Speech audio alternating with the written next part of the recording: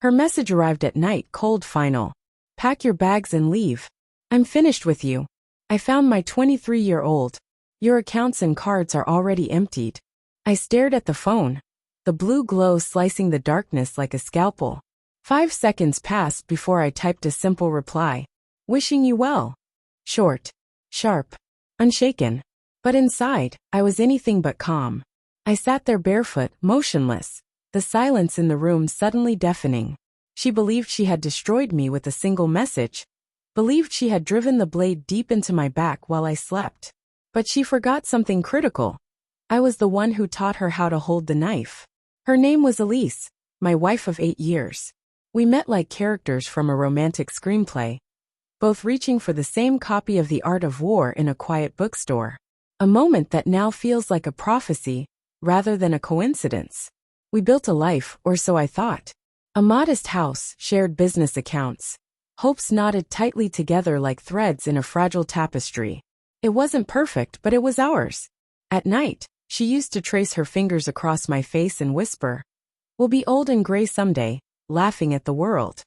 I didn't laugh then. I do now. The warning signs didn't crash in like thunder, they crept in like fog. Late nights out. The scent of unfamiliar cologne lingering on her clothes. A phone that never left her hand, suddenly sealed with passcodes. A new obsession with youth, hers and someone else's. I didn't explode. I observed. I became the archivist of her betrayal, collecting each lie like ammunition, waiting, calculating. The first red flag wasn't lipstick on a collar, it was logic. She withdrew $3,000 from our joint account, claiming she was buying furniture. Nothing in the house had moved an inch. Then came the hotel charges on our business card, booked under false names but linked carelessly to her email address. A rookie mistake. Her browser history was pristine, cleared daily, but her cloud backups were untouched. There they were, images of her and him, shirtless, grinning. A boy with muscles and no concept of consequence. He wore her attention like a crown, clueless that she only wanted to feel young again, even if it meant dragging someone down with her. But her betrayal didn't break me. It sharpened me. I didn't scream. I restructured. She thought she'd won by draining the accounts I used every day. She didn't know about the layers beneath.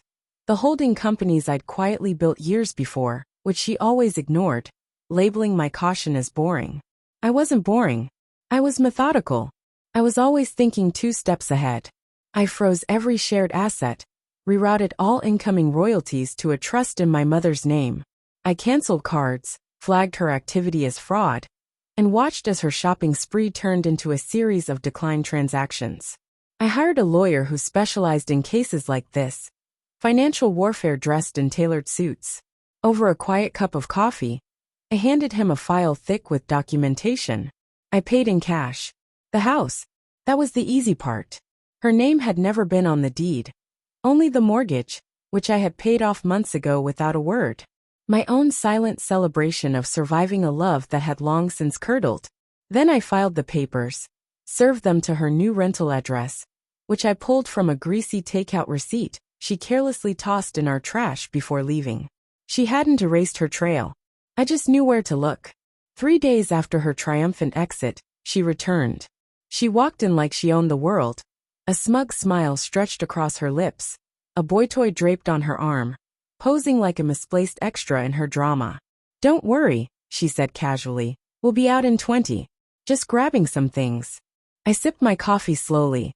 "You're not taking the car." She blinked. "Why not? It's under the business. You're no longer a co-owner," I replied, sliding a folder across the table. "Documents. Stamped. Final." She laughed at first, thinking it a bluff, until she saw the seal.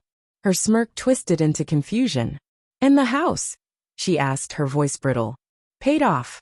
In my name. Always was." The boy, her so-called upgrade, muttered something dumb. She snapped at him, checked her phone. Her bank app wouldn't open. Locked. Frozen. Her shriek was the kind that slices through the soul. She ran upstairs, yanking open drawers, searching. Jewelry? Gone. Watches? Sold. I'd liquidated everything. The proceeds were donated, ironically in her name, to a shelter for survivors of abuse. "Call a charity," I said calmly. She lunged at me, fists in fury, cursing, clawing, desperate to unmake what I had so carefully unraveled. But nothing she did could touch me now. She stood there, chest heaving, watching the ruins of her scheme fall like ash around her. "This isn't over," she hissed. "It was over," I said, "the moment you hit send." Her phone buzzed again.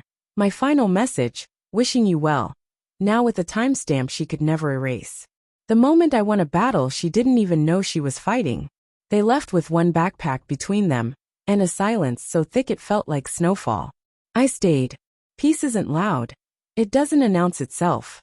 It settles. Like frost. Cold, clean, and undeniable. She taught me betrayal. I taught her retribution. And while betrayal may be an art, retribution is a craft. And mine? A masterpiece, signed, sealed,